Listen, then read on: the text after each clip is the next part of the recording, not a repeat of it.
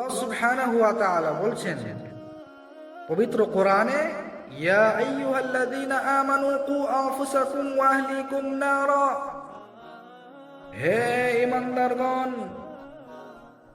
তোমরা নিজে বাঁচো এবং আহলিয়াকে বাঁচাও।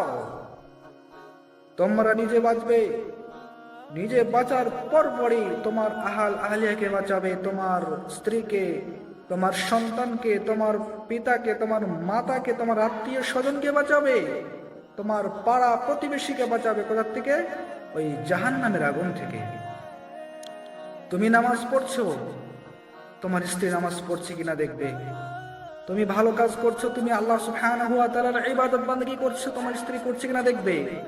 তোমার স্ত্রী কি করছে, বেপর্দায় ঘুরে বেড়াচ্ছে না পর্দা করছে, সেগুলো দেখার দায়িত্ব তোমার, তুমি দেখবে।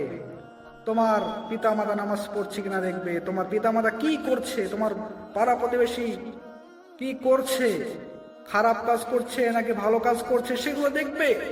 যদি তোমার চোখে অপরাধ মনে হয়, সেগুলোকে তুমি প্রতিহার করবে, তুমি তোমার শক্তি সামর্থ্য অনুযায়ী তুমি তাকে বাধা দেবে।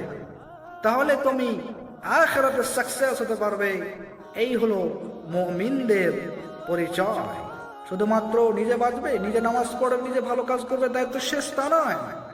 নিজে ভালো কাজ করার পারপাশে, নিজে নামাজ পড়ার পরে পরে, নিজে ভালো কাজ করার পরে পরে তোমার সন্তান, তোমার স্ত্রী, তোমার ছেলে মেয়ে, আত্মীয় স্বজন করছে কিনা দেখবে, তোমার পাড়া প্রতিবেশী করছে কিনা দেখবে। তাহলে পরবর্তীতে আখিরাতে সাকসেস হতে পারে।